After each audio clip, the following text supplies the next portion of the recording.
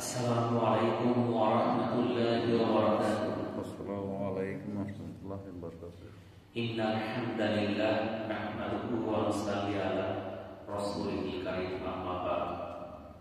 আল্লাহ পাকের নিকট লাখ কোটি শুকরিয়া যে মহান আল্লাহ তাআলা আমাদেরকে পবিত্র শুক্রবার জুমার নামাজ আদায় করার জন্য মসজিদে আসার মতো তৌফিক দান করেছেন।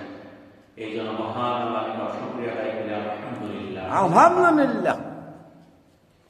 আজ রজব মাসের শেষ শুক্রবার 24 তারিখ, আগামী 26 তারিখ রবিবার, দিবাগত রাত, একটি গুরুত্বপূর্ণ রজব। আমরা শবে মেরাজ এই নামটা সবাই জানি। এই শবে মেরাজের গুরুত্ব আমাদের ইসলামে, এই শবে মেরাজের গুরুত্ব কতটুকু এটা আমরা অনেকে জানি না। মেরাজ অর্থ হচ্ছে সিঁড়ি বা সোপান। ইসলামী পরিভাষায় রাসূলুল্লাহ সাল্লাল্লাহু আলাইহি ওয়াসাল্লাম হিজরত পূর্ব মক্কা জীবনে পঞ্চম, ষষ্ঠ অথবা সপ্তম হিজরি সনের 26 রজব দিবাগত রাতে উম্মে হানি রাদিয়াল্লাহু তাআলা আনহার ঘর থেকে কাবা ঘরে এসে প্রথম পর্বে বাইতুল মুকাদ্দাস পর্যন্ত সফরে বুরাকের মাধ্যমে সাথী হিসেবে হযরত জিবরাইল ও মিকাইল আলাইহিস সালাম এবং দ্বিতীয় পর্বে জেরুজালেমস্থ বাইতুল মুকাদ্দাস থেকে আরশে আজিম পর্যন্ত রফরফ নামক বাহনে সফর করেন। সুবহানাল্লাহ। প্রথম পর্বকে ইসরা আর দ্বিতীয় পর্বকে মেরাজ বলে। আল কোরআনে আল্লাহ তাআলা ইরশাদ করেন, পবিত্র ও মহিমাময় তিনি, যিনি তার বান্দাকে রজনীতে ভ্রমণ করিয়েছিলেন মসজিদুল হারাম থেকে মসজিদুল আকসা পর্যন্ত, যার পরিবেশ আমি করেছিলাম বরকতময়, তাকে আমার নিদর্শন দেখানোর জন্য। তিনি সর্বশ্রোতা, সর্বদ্রষ্টা। উক্ত আয়াতে এই সফরের প্রথম পর্ব, যাকে ইসরা বলে উল্লেখ করা হয়েছে, অর্থাৎ রাতের বেলা প্রিয় নবী মক্কা নগরী থেকে জেরুজালেমের মসজিদুল আকসা পর্যন্ত যান। তারপর ইসরা থেকে মহাকাশে গমন করেন। বাইতুল মুকাদ্দাস, যেখানে রাসূলুল্লাহ সাল্লাল্লাহু আলাইহি সাল্লামের ইমামতিতে সব নবী 2 রাকাত নামাজ আদায় করেন। মক্কার মুশরিকরা এই সফরের প্রথম পর্ব তখনকার দিনের যোগাযোগ ব্যবস্থার কারণে অবাস্তব মনে করেছিলেন, কারণ সেই ক্ষেত্রে 1 সপ্তাহ লাগার কথা, সেখানে 1 রাত্রে কিভাবে সম্ভব? তাই তারা এদিক সেদিক কথা বলা আরম্ভ করল। হযরত আবু বকর রাদিয়াল্লাহু তাআলা আনহুকে ডেকে বিভ্রান্তিমূলক কথা বলতে থাকে। হযরত আবু বকর রাদিয়াল্লাহু তাআলা অকপটে বলে দিলেন, আমার নবী সাল্লাল্লাহু আলাইহি সাল্লাম যা বলেছেন তা অবশ্যই সত্য, এতে কোনো সন্দেহ নাই। তাই তাকে সিদ্দিক উপাধিতে ভূষিত করা হয়। তাহলে আল্লাহ রাসূল যখন কাবা ঘর থেকে বাইতুল মুকাদ্দাস, ফিলিস্তিন, যেটা ইহুদিরা দখল করে রাখছে ইসরায়েলরা, সেখানে 1 রাত্রে সফর করেছে। যখন এই ঘটনাটা ওই মক্কার কাফেররা শুনল, তখন তারা হাসাহাসি শুরু করল। অর্থাৎ আল্লাহ রাসূলের সকল কথা বিশ্বাস করত কারা? আবু বকর রাদিয়াল্লাহু তাআলা। তখন কাফেররা মনে করলো, আজকে যে কথা বলছে এটা মনে হয় আবু বকর বিশ্বাস করবে না, তাদের মনে মধ্যে সন্দেহ সৃষ্টি হলো। তখন আবু বকরকে ডেকে আনলো, আইনা বলতেছে, তোমাদের নবী তো এই কথা বলতেছে যে 1 রাতে নাকি ফিলিস্তিন বাইতুল মুকাদ্দাস চলে গেছে।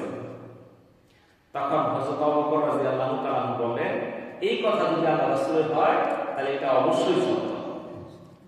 অর্থাৎ আল্লাহ রাসূলের মুখ দিয়ে কখনো মিথ্যা কথা বের হতে পারে না। যখন এই কথা উনি বললেন, এরপর থেকে আল্লাহ রাসূল তাকে একটা উপাধি দিলেন। কি উপাধি? সিদ্দিক।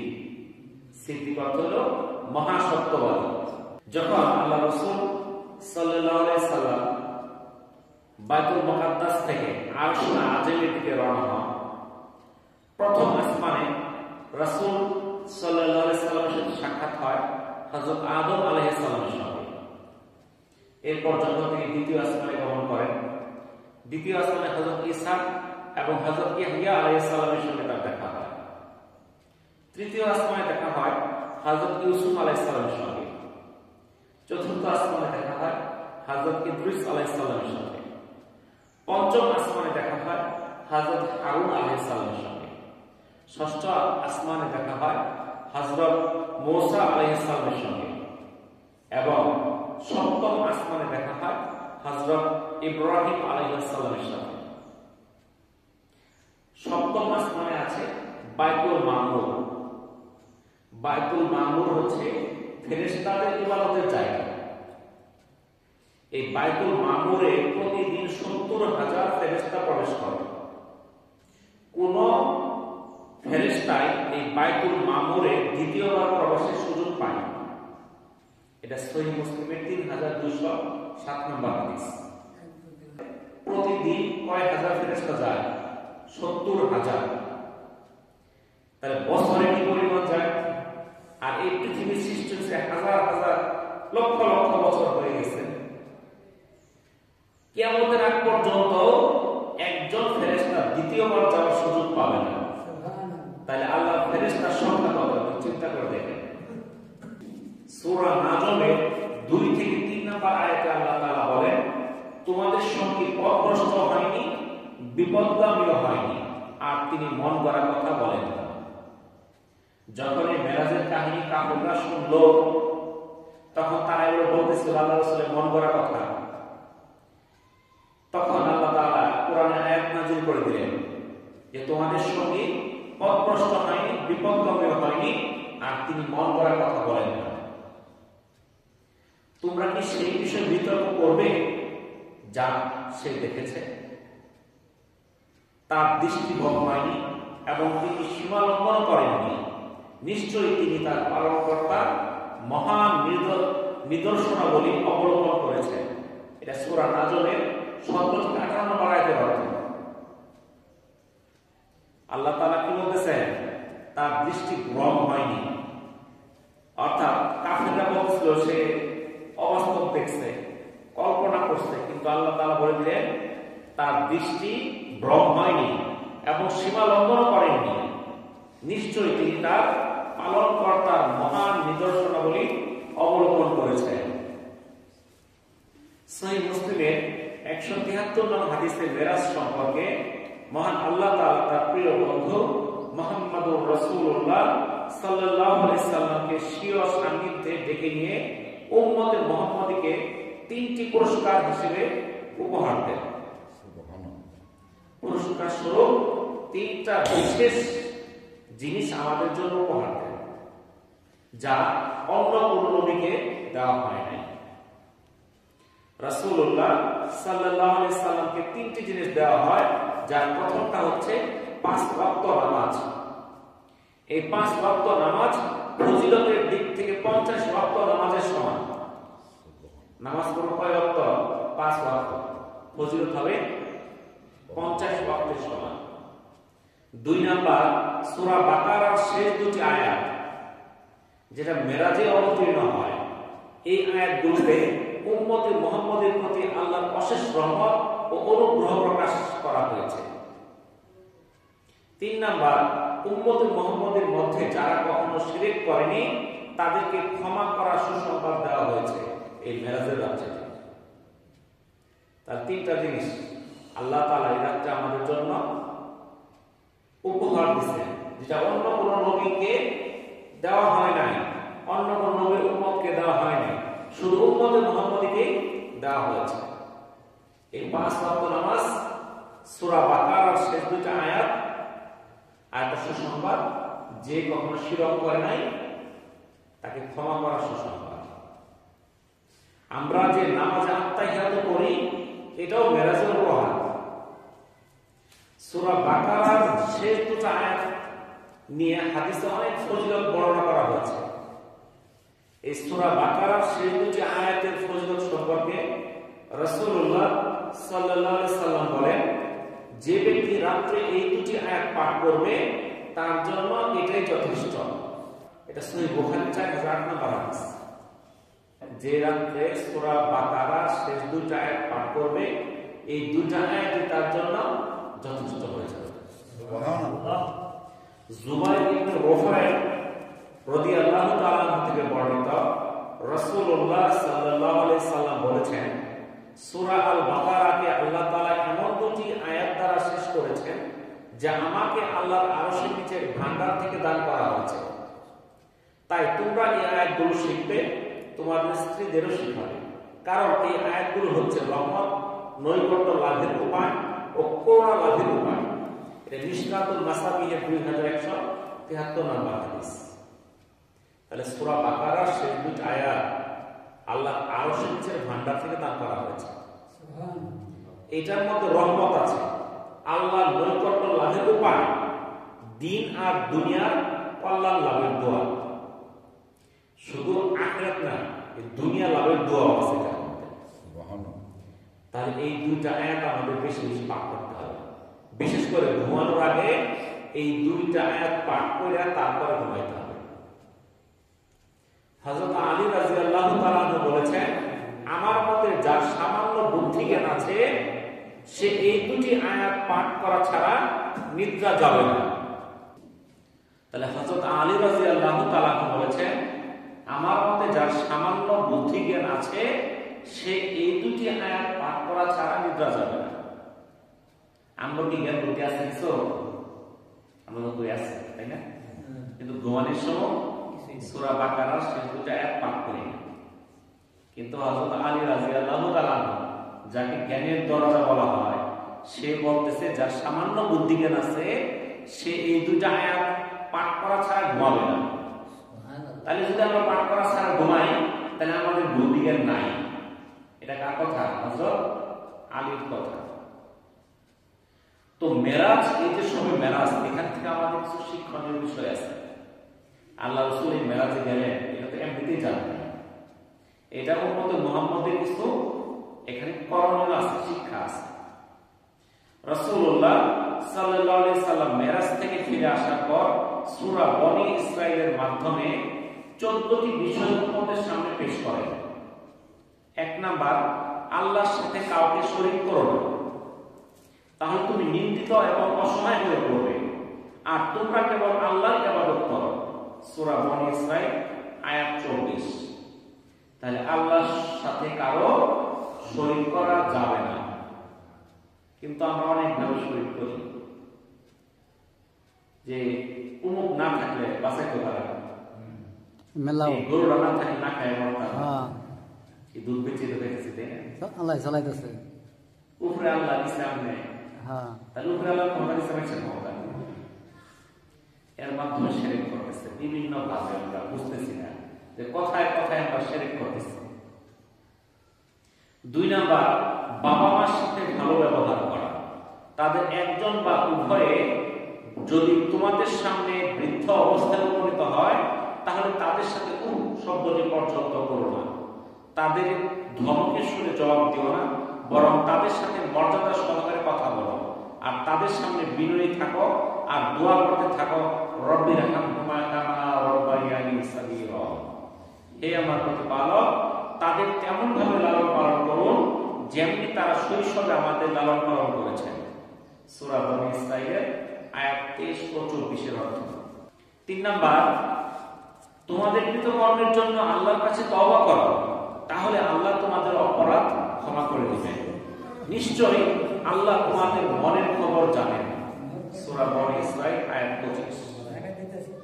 4 নাম্বার, আত্মীয় স্বজনকে তাদের অধিকার দাও এবং মিসকিন ও মুসাফিরদের হক আদায় করো। সূরা বনী ইসরাঈল আয়াত 26। 5 নাম্বার, অপব্যয় করো না, নিশ্চয়ই অপব্যয়কারী শয়তানের ভাই, আর শয়তান স্বীয় প্রতিপালকের প্রতি অকৃতজ্ঞ। এটা সূরা বনী ইসরাঈলের আয়াত 27। তাহলে অপব্যয় করা যাবে না, কারণ অপব্যয়কারী শয়তানের ভাই। 6 নাম্বার, হকদারদের হক আদায় তুমি যদি অপারগ হও তাহলে তাদের সঙ্গে অত্যন্ত নম্রভাবে কথা বলো। সূরা বনী ইসরাঈল আয়াত 28। 7 নাম্বার, ব্যয় হিসেবে হলো না, আবার কৃপণতা প্রদর্শন করো না। আল্লাহ যাকে ইচ্ছা রিজিক বাড়িয়ে দেন, যাকে চান কমিয়ে দেন। সূরা বনী ইসরাঈল আয়াত 29 এবং 30। তাহলে খরচ করার ক্ষেত্রে বেহিসাবি হওয়া যাবে না, আবার কৃপণতাও করা যাবে না। 8 নাম্বার, দারিদ্র্যের ভয়ে সন্তানকে হত্যা করো না, নিশ্চয়ই এটি মহাপাপ। সূরা বনী ইসরাঈল আয়াত 31। অনেকে দারিদ্রতা অভাবের ভয়ে সন্তানকে হত্যা করে, এরকম ঘটনা আছে। 9 নাম্বার, জিনা ব্যভিচারের ধারে কাছেও যেও না, নিশ্চয়ই এটি নিকৃষ্ট এবং গর্হিত কাজ। সূরা বনী ইসরাঈল আয়াত 32।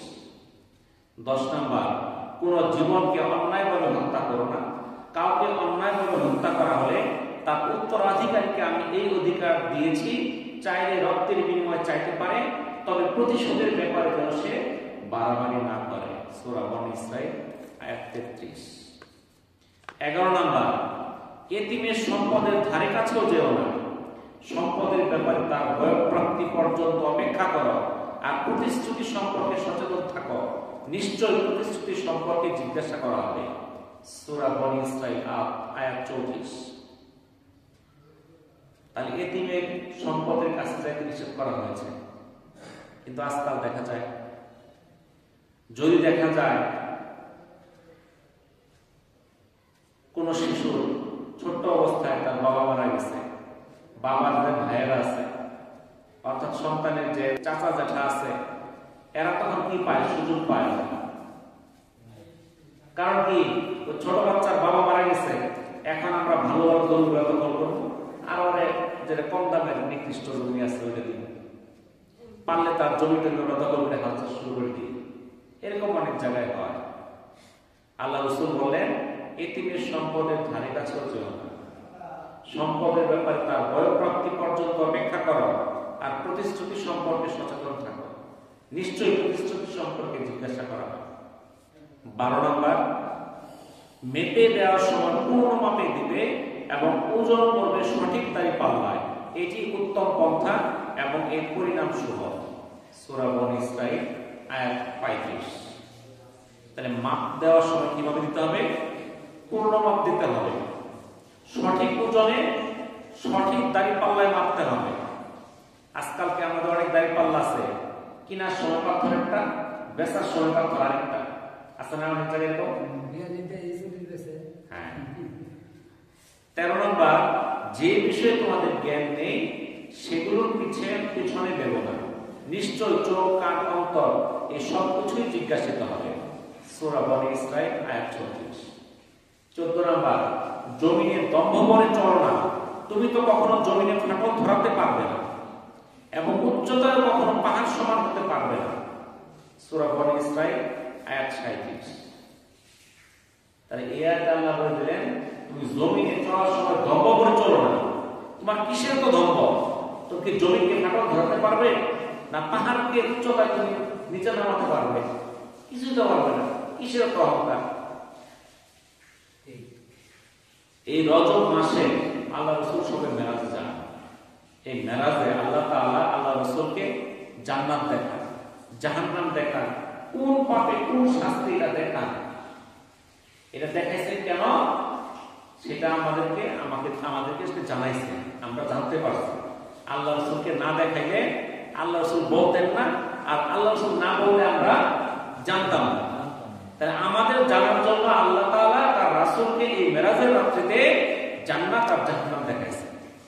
জাহান্নামের মধ্যে কি পাপের কি শাস্তি এটাও দেখাইছেন। ওনাকে দেখাইলেন বেনামাজির শাস্তি, যারা নামাজ পড়ে না। আমাদের মধ্যে আছে কি কন? আছে মেলা। যারা বেনামাজি তাদের শাস্তি হলো বড় পাথর দিয়ে তার মাথায় আঘাত করা হচ্ছে, আঘাতে তার মাথা ছিন্ন ভিন্ন হয়ে যাচ্ছে, পুনরায় ভালো হয়ে যাচ্ছে, আবার আঘাত করা হচ্ছে, এইভাবে চলতেই থাকবে। এটা আল্লাহ রাসূল দেখে আসলেন।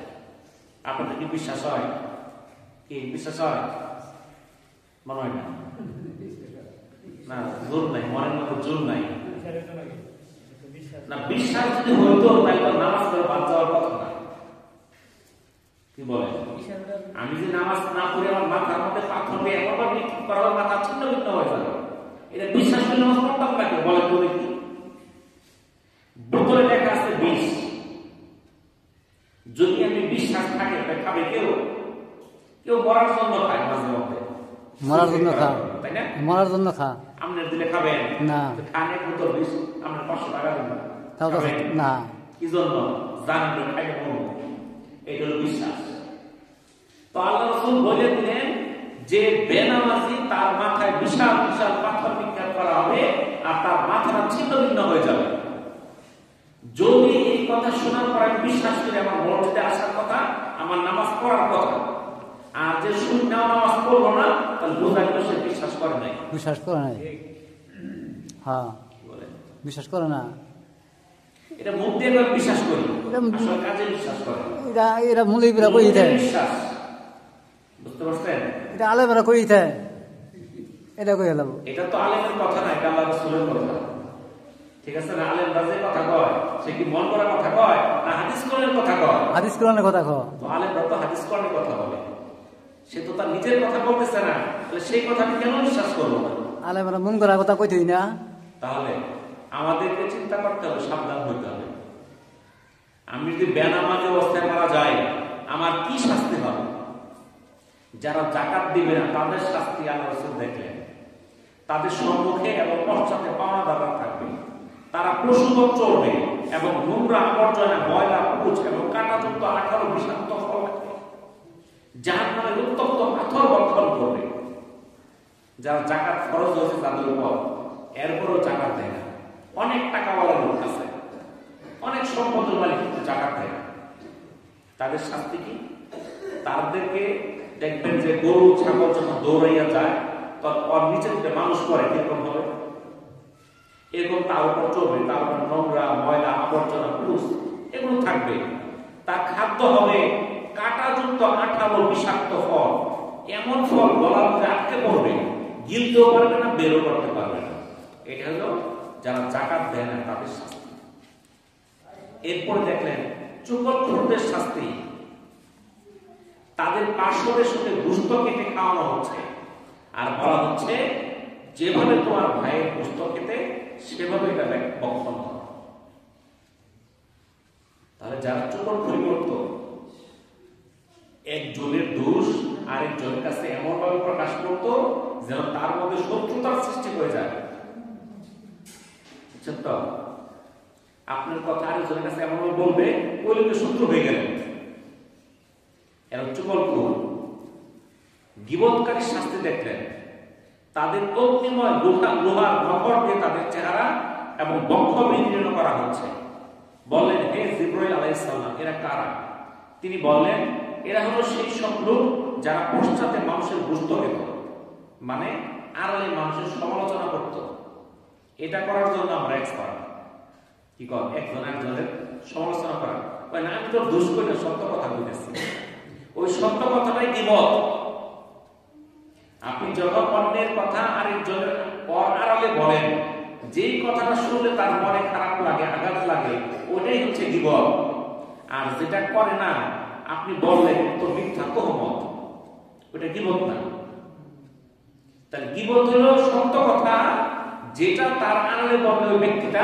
মনে আঘাত পায় এই গীবত যারা করবে তাদের শাস্তি কি হাতের মধ্যে লোহার আঙ্গুল লোহার লোক থাকবে এটাতে তার চেহারা এবং বক্ষকে খামচাকে থাকবে দেখলেন সুদখোরদের শাস্তি আছে আমাদের এলাকাতে আছে সুদখোর আছে সুদখোরদের বড় বড় পেট যার কারণে তারা তাদের অবস্থান থেকে নড়াচড়া করতে পারবে না আগুনের ভিতরে তাদেরকে প্রবেশ করানো হবে জেনাকার বৎকার নারীর শাস্তি যারা ব্যভিচার করেছে এবং ব্রহ্ম সন্তান হত্যা করেছে তাদের দেখলেন পায়ে আংটা লাগিয়ে ঝুলিয়ে রাখা হয়েছে আর তারা আত্মচিৎকার করতেছে তাদের মধ্যে পায়ের মধ্যে আংটা লাগায় ঝুলিয়ে দেওয়া হয় তারা চিৎকার করতে থাকবে ব্যভিচার পুরুষের শাস্তি দেখলেন এক সম্প্রদায় তাদের সামনে একটি উত্তম পাত্রের উপাদেয় তাজা ভুনা গোশত এবং অন্য একটি পাত্রের নোংরা পচা মাংস তারা উত্তম পাত্রের উন্নত তাজা সুস্বাদু মাংস রেখে নোংরা পাত্রের পচা মাংস খাচ্ছে রাসূলুল্লাহ সাল্লাল্লাহু আলাইহি সাল্লাম জিবরাইল আলাইহিস সালামকে বললেন এরা কারা জিবরাইল আলাইহিস সালাম বললেন এরা হলো ওই সব পুরুষ যারা তার স্বীয় বৈধ স্ত্রী রেখে অন্য নারী গ্রহণ করেছে, এবং ওই সব নারী যারা স্বীয় বৈধ স্বামী রেখে পর পুরুষগামী হয়েছে। তাদের সামনে কি থাকবে? ভালো মাংস থাকবে, পচা মাংস থাকবে। সে ভালো মাংস রেখে পচা মাংসটা খাবে। আমানত আদায় না করার শাস্তি। আজকালকে আমাদের কাছে কিছু রাইখা গেলে কয়েকদিন পরে চাইলে আর পাওয়া যায় না। আমানত পাওয়া যায় না, কর্জই পাওয়া যায় না। আপনার কাছে ধরেন একজন কর্জ নিতে আসবে, তখন আপনার খুব গুণগান করবে, আপনার কাছ থেকে বইলে টাকাটা নেবে। যখন টাকাটা চাইতে যাবে তার মনটা খারাপ হয়ে যাবে। আপনার যা বলতে হবে, আমার এই অসুখ, এই সমস্যা, এই বিপদ, আমার টাকাটা না উপায় নাই। আপনার বিপদের কথা যায় টাকাটা যায় চাইতে হয়, কিন্তু আপনার বিপদ থাক আর না থাক, যেই লোক কর্জ হয়েছে তার তো টাকাটা দেওয়া উচিত। আপনি বিপদে না পড়লে কি সে টাকা দিবে না? কিন্তু আপনার বিপদের কথা বললে তার কাছে চাইতে হয়, নয়তো তার মনটা কালো হয়ে যায়। কি জন্য আমার কাছে টাকা চাইবে? আর আমানত দিলে তো কথাই নাই। এক লোক বিশাল লাকড়ির বোঝা একত্রিত করছে। যারা এই যে আমানত খ্যাত করবে, আমানতকে রক্ষা করবে না, আমানতের খেয়ানত করবে, তাদের শাস্তি কি? তারা বিশাল লাকড়ির বোঝা একত্রিত করবে, যা সে উঠাতে পারছে না, কিন্তু লাকড়ি একটা পর একটা বৃদ্ধি পাইতেছে। বললেন, হে জিবরিল আলাইহিস সালাম, এরা কারা? জিবরিল আলাইহিস সালাম বললেন, এরা হলো আপনার উম্মতের সেই ব্যক্তি যে মানুষের আমানত আদায় করেনি, বরং আরো অধিক গ্রহণ করেছে। এরা আমাদের মধ্যে আছে অনেকেই আমানত খেলে নেয় আর পরিশোধ করে না। অশ্লীল বাক্য ব্যবহারকারী এবং ফিতনা সৃষ্টিকারীদের শাস্তি দেখলেন। তাদের জিহ্বা এবং ঠোঁট আগুনের কাঁচি দ্বারা কাটা হচ্ছে, আবার আগের মতো হয়ে যাচ্ছে, আবার কাটা হচ্ছে, এভাবেই চলছে। আমাদের মধ্যে কিছু কিছু লোক আছে, সে কথায় কথায় অশ্লীল বাক্য ব্যবহার করে, গালাগালি করে, বিভিন্ন মন্দ কথা তার মুখ দিয়ে বের হয়। এটা তার মুখের একটা অভ্যাস। এখন আমরা মনে করতে পারি এটা অভ্যাস, কিন্তু এই অভ্যাসের দ্বারা তার কি শাস্তি হবে? তার ঠোঁটগুলো আগুনের কেচি দিয়ে কাটা হবে। কাটা যদি শেষ না, আবার ঠোঁট হয়ে যাবে, আবার কাটবে, আবার হয়ে যাবে, এভাবে চলতেই থাকবে। আবার কিছু কিছু মানুষ দুনিয়াতে দাম্ভিকতা বর্ণপূর্ণভাবে কথা বলতো, অনেক দাম্ভিক ছিল। তাদের শাস্তি কি দেখলেন? ছোট্ট একটি পাথর হতে বিশাল এক সাপ বের হচ্ছে। পুনরায় ওই সাপ সেই পাথরের ভিতরে প্রবেশ করার চেষ্টা করছিল, কিন্তু তার সম্ভব হচ্ছিল না। বললেন, হে জিবরাইল আলাইহিস সালাম, এটা কি?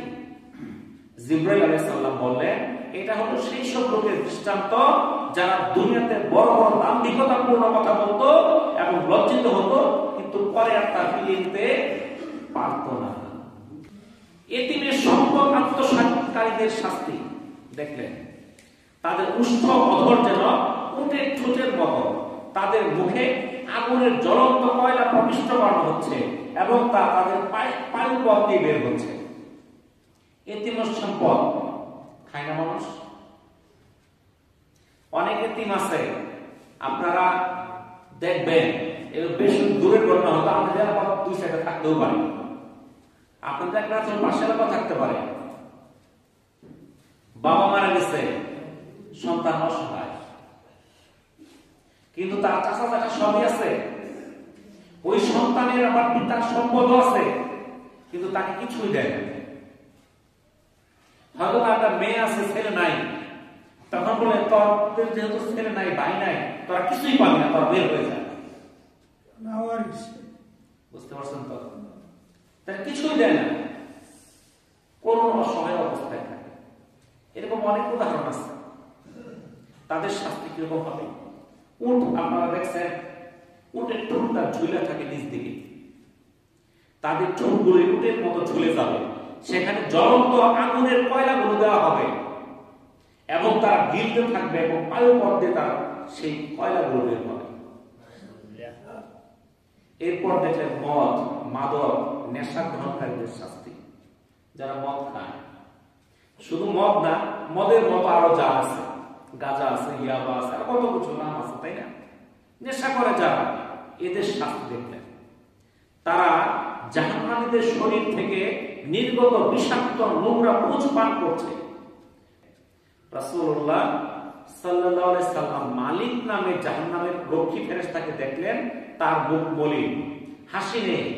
বলা হলো জাহান্নাম সৃষ্টির পর থেকে সে কখনো হাসে। এলো বুখারী এবং মুসলিমের হাদিস, লম্বা হাদিস। এই হাদিসটা বুখারী এবং মুসলিমে আসছে। এই যে মালিক নামক যে জাহান্নামের ফেরেশতা, তাকে যখন থেকে জাহান্নামের দায়িত্ব দেওয়া হয়েছে, এরপর তার মুখ থেকে হাসি পড়ে নাই, তার মুখ মলিন হয়ে রয়েছে। আমরা কিন্তু জানি জাহান্নাম প্রস্তুত আছে, কিন্তু আমরা হাসি তামাশায় মত্ত আছি, আমরা খেল তামাশায় মত্ত আছি, আমরা দুনিয়ার কাজে মত্ত আছি, আমরা আখিরাতকে আমরা বিবেচনা করতেছি না। একটু ঠান্ডার জন্য আমরা কি মসজিদে আসতে আমরা দেরি করতেছি, যে শীত গোসল করবো কেমনে, অজু করবো কেমনে। কিন্তু জাহান্নামের মধ্যে এর চেয়ে অনেক বেশি ঠান্ডা। জাহান্নামের মধ্যে ঠান্ডা জায়গাও আছে, আবার গরম জায়গাও আছে। যেখানে ঠান্ডা, এই যে আমরা দুনিয়াতে ফ্রিজ দেখি, ফ্রিজের চেয়েও ঠান্ডা। ফ্রিজের চেয়ে আবার কেমনে ঠান্ডা হয়? আমাদের দেশে ফ্রিজের মধ্যে ঠান্ডা কত? -8 ডিগ্রি সেলসিয়াস। এখন যদি রাশিয়াতে যান -40 ডিগ্রি। অর্থাৎ ওদেরকে আইনা ফ্রিজে ভরে গরম গরম লাগতেছে। তাহলে ওখানে কিরকম ঠান্ডা? এক গ্লাস গরম পানি উপর থেকে মিলালে বরফ হয়ে নিচে পড়ে, কিরকম ঠান্ডা। আমেরিকাতে চলতেছে এই ঠান্ডা, আরেক দিক দিয়ে পড়তেছে। ক্যালিফোর্নিয়া আগুন ধরতে প্রায় 3 সপ্তাহ, এখন পর্যন্ত আগুন নিভাইতে পারে নাই। জ্বলতেই আছে, এখন পর্যন্ত নিভাইতে পারে নাই। তাদের তো অনেক প্রযুক্তি, আগুন নিভানোর কত যন্ত্রপাতি ওদের আছে, আমাদের তো কিছু নাই। এরপরও তারা আগুন নিভাইতে পারতেছে না। লক্ষ লক্ষ একর জমি ধ্বংস হইতেছে, পুরো ছারখার হয়ে যেতেছে। আপনার ড্রোন ক্যামেরা দিয়ে ভিডিও করছে উপর থেকে, এই ভিডিওতে দেখা যাইতেছে ওই ক্যালিফোর্নিয়ার যেটুকু জ্বলে গেছে, এইটার যে আকৃতিটা ঠিক ফিলিস্তিনের গাজার মতো। ফিলিস্তিনের গাজাকে যেভাবে বোমা দিয়ে জ্বালাইছে, ওখানে আল্লাহ আগুন দিয়ে জ্বালাই দিতেছে। এটা দুনিয়াতেই প্রমাণ। তো আমরা দুনিয়াতে যে কাজগুলো করব, তারপর তার আখিরাত না দুনিয়াতে আমাদের পাইতে হবে। 26 তারিখ লাইলাতুল মেরাজ, এটার ঘটনা আমরা এখন জানি না, এটার কি আমল আছে তাও জানি না, এখানে আমাদের কি শিক্ষণীয় আছে তাও আমরা জানি না। আমরা মসজিদে আসলাম, শুক্রবার নামাজ পড়ে চলে গেলাম, কিন্তু এই যে মেরাজে চলে যাইতেছে, রজব মাসে আজকে শেষ শুক্রবার, এই রজব আমাদের কি আমল ছিল, আমরা কি করছি কিনা দু একটা। রজব মাসকে বলা হয়েছে এটা আল্লাহর মাস। আম্মা জান আয়েশা রাদিয়াল্লাহু তাআলা আনহা বলতেন, এই রজব মাস আসলে আমরা বুঝতাম কিভাবে, আল্লাহ রাসূলের ইবাদতের আধিক্য থেকে বুঝতে পারতাম রজবের চাঁদ উঠে গেছে। চাঁদ দেখার প্রয়োজন পড়তো না, আমল থেকে বুঝে যেত রজব মাস শুরু হয়ে গেছে। আর আমাদের মধ্যে কি আমল শুরু হয়েছে বলেন তো দেখি? মসজিদে মুসল্লি নাই, শীতের কারণে। আল্লাহ রাসূল বলেন দুইটা জিনিস তার গুনাহকে ধ্বংস করে দেয়। একটা হলো সংকটকালীন দান, অভাবের সময় বিপদের সময় যে দান করে, এই দানের কারণে তার গুনাহগুলো মুক্ত হয়ে যায়। আর 2 নাম্বার, এই যে ঠান্ডার সময় ওযু, এই যে ঠান্ডার সময় আমরা ওযুটা করি, কি কষ্ট লাগে না? বিশাল ঠান্ডা পানি ট্যাপের জন্য পানিটা বের হয়। এই যে ঠান্ডা পানি দিয়ে ওযুটা করলাম, এইটার দ্বারা আল্লাহ তাআলা আমাদের গুনাহগুলো মাফ করে দেয়। সুবহানাল্লাহ। তাহলে আমরা এই যে শীত দেখে ভয় পাইতেছি, যদি দুনিয়ার শীত দেখে আমি ভয় পাই, আখিরাতে কিন্তু আমার যদি জাহান্নাম ঠিকানা হয়ে যায়, তখন এর যে 1000 গুণ ঠান্ডা কিন্তু আমার জন্য বরাদ্দ হয়ে যাবে। তো এই জন্য আমরা সবাই আমল করার চেষ্টা করি। আগামী পরশুদিন রবিবার দিবাগত রাত সবে মেরাজ। এখন আমরা অনেকে মনে করি যে এক রাত্র নামাজ পড়ে আমরা শেষ করবো, আর সারা জীবন কিছু করার দরকার নাই। মেরাজের রাত্র আছে, এই এক রাত্র নামাজ পড়লে চলবো। এক রাত্রের নামাজ দ্বারা কিছুই হবে না। মেরাজের শিক্ষাটা কিন্তু এক রাত্রের জন্য না, মেরাজের রাত্রিতে আল্লাহ তাআলা আমাদের জন্য আল্লাহ রাসূলের কাছে 3টা পুরস্কার দিয়েছেন। কি পুরস্কার মনে আছে? এক নম্বর হলো 5 ওয়াক্ত নামাজ, 2 নম্বর সূরা বাকারার শেষ 2টা আয়াত, আর 3 নম্বরটা কি? এটা হলো যে শিরক করে না তাকে গুনাহ মাফ করে দেওয়ার ঘোষণা। সুবহানাল্লাহ। তাহলে এই যে মেরাজের যে উপহারটা দিলেন 5 ওয়াক্ত নামাজ, আমি শুধু একমাত্র শুক্রবার জন্য না সারা বছর আমল করার জন্য? তাহলে সারা বছর আমল করতে হবে। যারা মেরাজকে গ্রহণ করবে, মেরাজকে বিশ্বাস করবে, মেরাজকে মানবে, তাদের 5 ওয়াক্ত নামাজ পড়তে হবে। তো যারা আমরা 5 ওয়াক্ত নামাজ পড়ি না, সাবধান হয়ে যায়। আমরা 5 ওয়াক্ত নামাজ শুরু করে দেই, আমি যে আরো 6 মাস বাঁচবো, আমি গরম আসা পর্যন্ত বাঁচবো, এর কোনো নিশ্চয়তা নাই। আজকে থেকে এই মুহূর্ত থেকে নিয়ত করেন, আমি 5 ওয়াক্ত নামাজ ছাড়বো না। আমার দুনিয়ার যত কাজ করবো থাক, নামাজ আগে, অন্য কিছু পরে। এটাই হলো মেরাজের শিক্ষা। মেরাজের 1 নম্বর শিক্ষা কি? এই 5 ওয়াক্ত নামাজ, আর 2 নম্বর সূরা বাকারার শেষ 2টা আয়াত। এই আয়াত দুটো তো আমরা অনেকে পারি না, এটা ধরলে আমরা বুঝতে পারতে পারি। এই 2টা আয়াতের ফজিলত এতই গুরুত্বপূর্ণ যে এই 2টা আয়াত রাতে পড়ে ঘুমাবে, তার জন্য এই আয়াত 2টা যথেষ্ট হয়ে যাবে। সুবহানাল্লাহ। তাহলে এই আয়াত 2টা আমাদের শিখতে হবে। কোন সময় শিখবো? দুনিয়ার সব কিছু শেখা হয়ে গেছে, দান কেমনে লাগাইতে হয়, জ্বালা ফালাইতে হয়, সার দিতে হয়, বীজ দিতে হয়, সব শিখতে পারছি, কিন্তু সূরা বাকারা 2টা আয়াত শিখতে পারি নাই। কত হতভাগা আমরা। আমাদেরকে কিন্তু জিজ্ঞাসা করা হবে। এখানে আমরা কেউ পাগল না, আমরা অবুঝ না, যা আমরা ছাড় পাওয়া যাব। আপনাদের কানে এই খবর পৌঁছায় দেওয়া হয়েছে। আল্লাহ রাসূল বিদায় হজের ভাষণে বলে গেছেন, আমি যা তোমাদেরকে আল্লাহ তাআলা যা অবতীর্ণ করেছেন, আমি কি তোমাদের মাঝে পৌঁছে দিয়েছি? সকল সাহাবীরা বলছিল, হ্যাঁ, আপনি আপনার দায়িত্ব পালন করেছেন। এবং সাহাবীরা সেই কথাগুলো মানুষের কাছে পৌঁছানোর জন্য সারা বিশ্বে ছড়াই গেছে। সেই আরব থেকে সারা বিশ্ব, এশিয়া, ইউরোপ, আমেরিকা, যেখানে বলে প্রত্যেকটা দেশে সাহাবীদের পদচারণা হয়েছে। কিসের জন্য? সে রাসূলের কথাগুলো ছড়াই দেওয়ার জন্য। আপনার আমার কান পর্যন্ত আসছে, আপনি অস্বীকার করতে পারবেন না। এই জন্য সাবধান হয়ে যায়। সবে মেরাজ আইসা গেছে, আজকে হলো 24 তারিখ, 26 তারিখ দিবাগত রাত সবে মেরাজ। আমরা মেরাজের যে করণীয় আমল 5 ওয়াক্ত নামাজ, এটা আমরা যেন না ছাড়ি। আল্লাহ তাআলা আমাদেরকে আমল করার তৌফিক দান করুন। ওয়া আখিরু দাওয়ানা আলহামদুলিল্লাহি রাব্বিল আলামিন। আসসালামু আলাইকুম ওয়া রাহমাতুল্লাহি ওয়া বারাকাতুহু।